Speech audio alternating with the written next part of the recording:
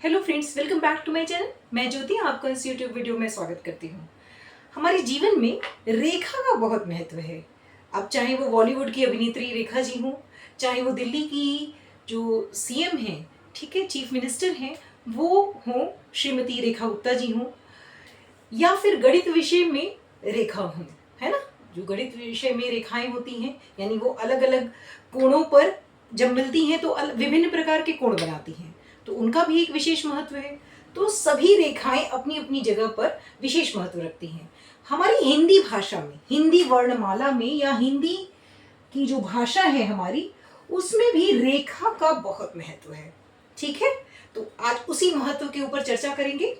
देखिए, हिंदी वर्णमाला में क्या होता है कि आपने जितने भी वर्ण देखे होंगे, देखिए जैसे आप वर्ण पढ़ते हैं ना, क ख ग, ठीक है, घ, इस तरह से सारे वर्ण आप पढ़ते हैं।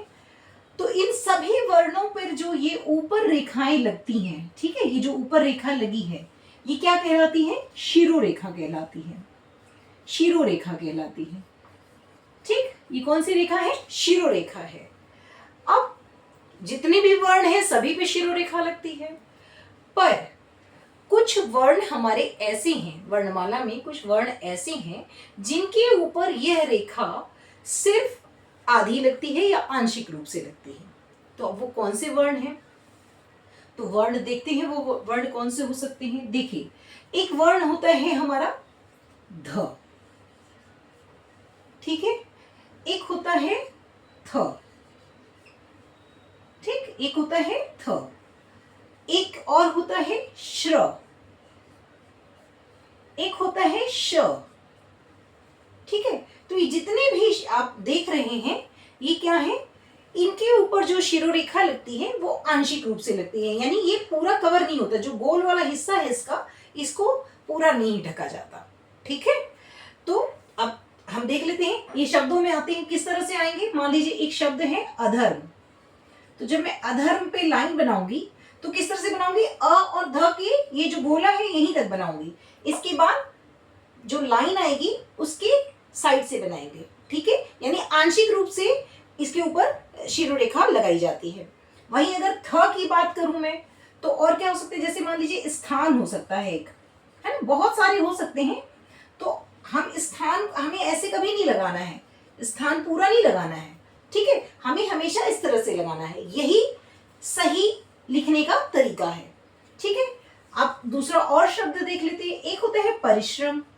तो परिश्रम अगर मैंने लिखा तो परिश्रम में भी हम क्या करेंगे? श्र पे लगाएंगे, तो वहां भी आंशिक रूप से लगाएंगे।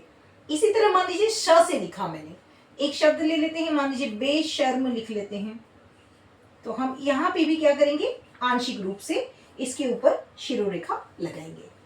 ठीक है, तो इस तरह से क्या होता है? ये सारी शिरोरेखाएं हैं। तो रेखा का महत्व यहां भी आपने समझ लिया। इसके अलावा ये तो क्या है, आप इसको ऐसे बोल सकते हैं ये पड़ी रेखा है ना, मतलब ऐसे लेटी हुई रेखा लगा रहे हैं, पर इसका विशेष महत्व है। इस रेखा के बगैर आपका जो वर्ण है वो अधूरा माना जाता है। ठीक है, वो अधूरा माना जाएगा। आप इस तरह से क लिखें तो इसको पूर्ण क नहीं माना जाएगा, है ना। अधूरा सिर्फ आधे के सेंस में नहीं बोल रही मैं इसको ये बोल रही हूँ कि ये जो लिखावट है, ये लिखावट सही नहीं है। ये लिखावट तब पूर्ण होगी जब आप इसको इस तरह से बनाएंगे। ठीक है, तो इस तरह से आपने शिरोरेखा को जाना। तो अभी आप समझ गए हैं कि रेखा का महत्व हमारे हिंदी वर्णमाला में कितना है। इसके अलावा इस शिरोरेखा के अलावा हमारी हिंदी वर्णमाला में और रेखाएं भी होती हैं, थोड़ा उनको भी समझते हैं। तो एक हमने समझा शिरोरेखा। अब दूसरा क्या होता है? दूसरा होता है खड़ी पाई। एक हमने ये समझ लिया, एक होता है खड़ी पाई। ठीक है, खड़ी पाई। ठीक, तो खड़ी पाई से हम क्या समझते हैं? खड़ी पाई यानी सीधी रेखा, है ना, इस तरह से। ठीक, तो खड़ी पाई का उपयोग कैसे होता है जरा हम वो भी देखते हैं। जो हमारी हिंदी वर्णमाला है, जब हम उसमें अपने वर्णों को लिखते हैं तो हमेशा खड़ी पाई वाले शब्द वर्ण बनाते हैं। देखिए जैसे क बनाया, तो क हम ऐसे बना सकते हैं क्या? मतलब बिना इसके ये क बनेगा नहीं। ये बनेगा जब जब हम इसके ऊपर खड़ी पाई लगाएंगे। ठीक है, तो ये है खड़ी पाई। ठीक है, तो जितने भी वर्ण आते हैं उन सब में खड़ी पाई लगती है, अधिकतर में लगती है, मैं अभी बताऊंगी कि कौन। तो ये सब है खड़ी पाई सहित, है ना। और ये कौन से वर्ण है, ये है पूर्ण खड़ी पाई। ठीक है, यानी जो लाइन है वो देखिए पूरी आ रही है, तो ये है पूर्ण खड़ी पाई। ठीक है, पूर्ण खड़ी पाई, क ख ग घ, इस तरह से आप जितने भी देखेंगे उसमें क्या है, पूर्ण खड़ी पाई है। अब देखिए कुछ ऐसे होते हैं जिसमें क्या होती है, अर्ध खड़ी पाई होती है, अर्ध। ठीक है, अर्ध खड़ी पाई। ठीक, तो अर्ध खड़ी पाई कैसे होती है वो थोड़ा समझिए। खड़ी पाई, अब मान लीजिए देखिए जो हमारा व्यंजन एक मैंने लिखा है आई ई, वहां पे भी आप देख रहे हैं। अब देखिए जैसे मान लीजिए एक मैं लेती हूं ट, ट में भी देखिए पाई है, खड़ी पाई है, पर ये खड़ी पाई इतनी बड़ी नहीं है, इसलिए इसको क्या बोलते हैं, अर्ध खड़ी पाई। ठीक है, इसको हम क्या बोलते हैं, अर्ध खड़ी पाई। ठीक, ट ह, ठीक है, ह, इस तरह के जितने भी होंगे, ठ, इसमें भी देखिए अर्ध है, ई, छोटा ई, बड़ा ई, इन सब में क्या है, अर्ध खड़ी पाई है। ठीक, तो हमारे जितने स्वर और व्यंजन होते हैं या तो उसमें पूर्ण खड़ी पाई होगी या फिर अर्ध खड़ी पाई होगी। अब आपको मैंने बता दिया। अब हम आपको इस वीडियो को देखने के बाद आपको बताना है कि हमारी वर्णमाला में कौन सा ऐसा व्यंजन या स्वर है जिसके ऊपर खड़ी पाई नहीं होती, ना अर्ध होती है ना पूर्ण होती है। ठीक है, तो आप ये बताइएगा, आपने वीडियो देख लिया है तो आप ये बताइएगा कि कौन सा ऐसा वर्ण है, उसको आप कमेंट बॉक्स में लिखिए जिसके ऊपर ना तो पूर्ण खड़ी पाई है ना ही अर्ध खड़ी पाई है।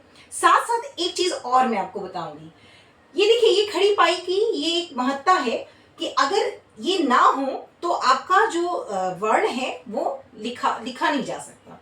ठीक है, तो खड़ी पाई का बहुत महत्व है, इसमें वर्णमाला में हमारे बहुत महत्व है।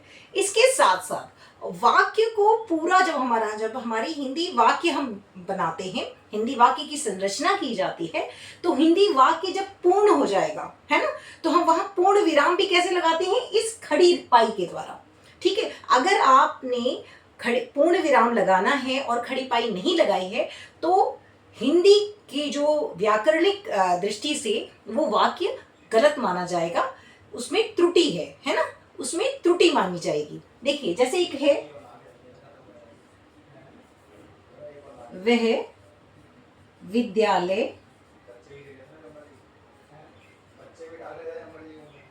जाता है। ठीक है, तो अगर मैं ये खड़ी पाई ना लगाऊं, ठीक है, ये खड़ी पाई मैंने नहीं लगाई, तो ये खड़ी पाई लगाए बगैर ये वाक्य अपूर्ण माना जाएगा या फिर त्रुटि वाला माना जाएगा। ठीक है, या तो यहाँ पे अर्ध विराम लगाया जाए, है ना, कोई विराम चिन्ह लगाया जाए। अगर विराम चिन्ह नहीं लगा है और ये वाक्य ऐसे ही लिखा जाता है तो ये त्रुटि है।